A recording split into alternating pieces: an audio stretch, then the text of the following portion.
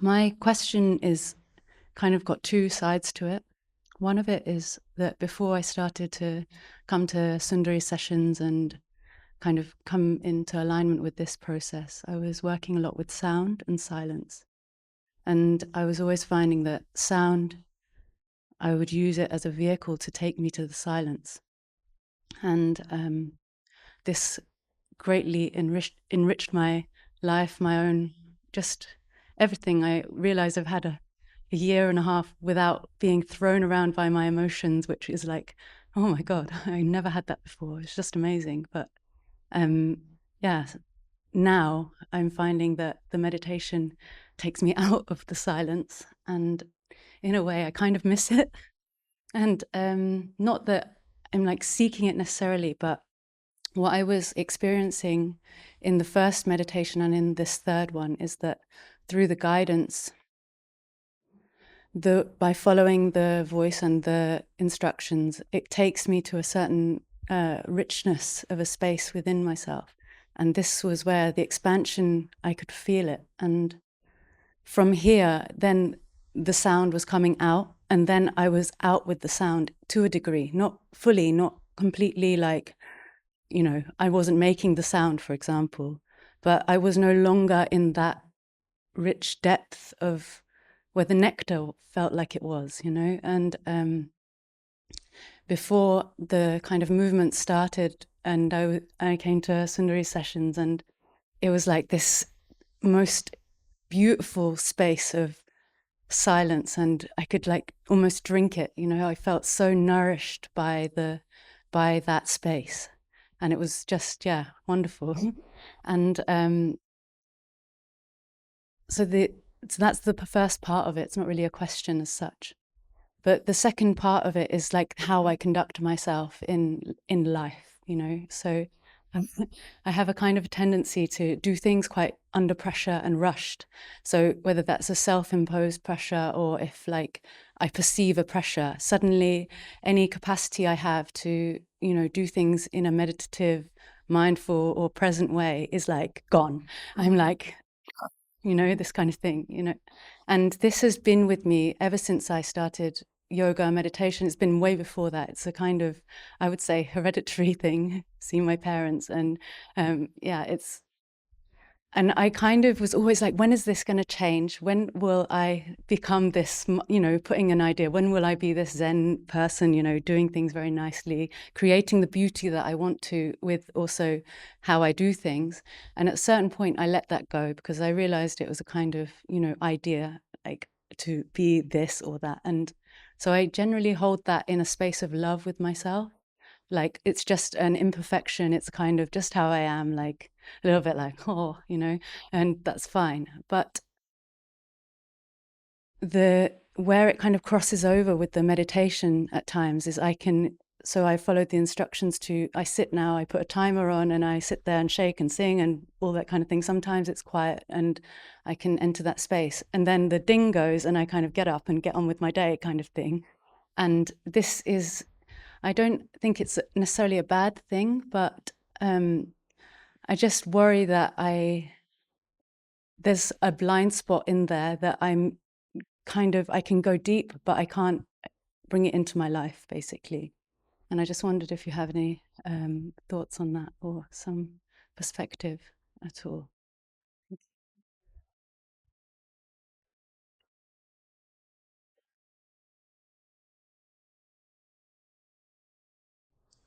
There's no dilemma really there.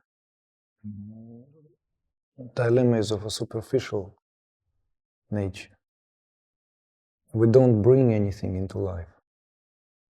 See? I know it's a way of the language, matter of the way of saying it. But there's nothing that we can bring into life. It's not that there are certain qualities that we bring into from one area, let's say, and now we begin to divide this area of practice, area of meditation, transcendence, stillness, right? Or now the stillness is also accompanied by a great movement.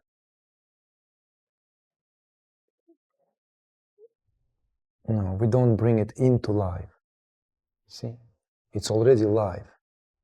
Life itself already expresses itself through you as you. And there are no divisions whatsoever. It's one river. So in that, there is no such thing as bringing this quality into that. It's all happens spontaneously anyway. Always amounts to the spontaneity, degree, whatever degree you touched, whatever degree of stillness, whatever depth you've touched in meditation, whether you like it or not, whether you want it or not, will be brought to the surface, because that, what here is spoken as the depth and the surface, only with reference to the perceptual nature of all experiencing, you see? It's not measured by, like, it may be a depth of the ocean or the very, very shallow end. The quality of the water is the same. You see? Salt is equally distributed there in the sea. So this quality that we experience in meditation is naturally translates into every aspect of our life. Even if touched, only touched somewhere, that nectarian quality you were very, very aptly put into words, that what is exemplified here, very much agree with you. It is like drinking silence. There are many analogies can be brought as well. It's naturally, immediately translates into and manifests itself in your waking state, in your interactions, in everything you do. Even if you're still going, rushing around, busy, hurrying about your daily duties. And yes, maybe you want to move a little bit more graceful and kind of like in Zen-like manner. Well, for that, I can give you a kind of light-hearted solution. Get yourself those Japanese wooden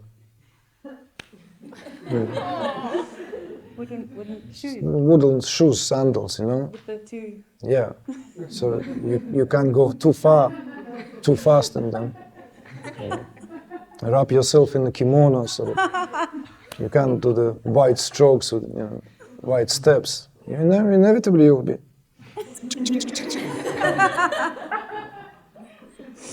So, that's why I said it's not really anything that is.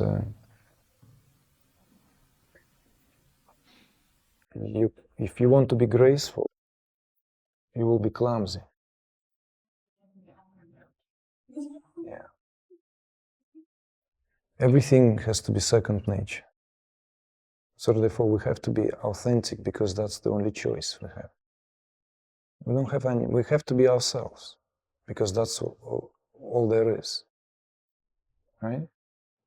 I forgot who said that, Oscar Wilde, maybe someone else. It's like, be yourself because everything else is taken. Something like that. So it's like, being yourself here, of course, can be also measured by a lot of, like, you always bring something into refinement. There are areas which you know, it's not about being sloppy, sluggish, lazy or complacent. No, contrary to that, there is this, and contrary to all these messages, like, accept yourself with all your mess and, that's all there is. Yes, of course.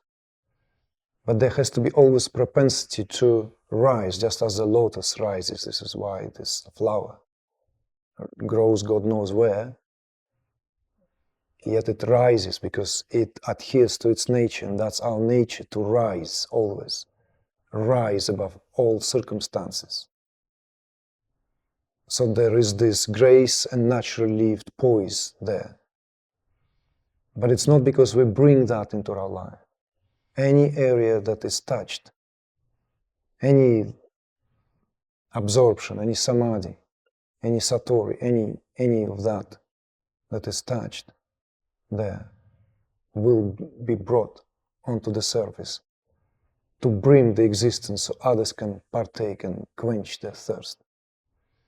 And the reason why there is this manifestation, so you need to understand that at some point meditation is a solitary and quite frankly selfish affair. But when the awakening taking place, it's not taking place for that individual. Its consciousness awakens to itself, and a lot of things are being taken care of. So that what you may crave, that what you may miss, temporarily, let's say, being eclipsed by these movements, vocalization, as you said, the guidance, you touch this something, and then vocalization, right? The movement comes to the surface and takes you out of that, even if a notch, not letting you sink deeper into that sweetness, is for a reason. Because it wants no area to be left uncovered, no pockets, nothing, everything. This vocalization is the expression of so many things at once.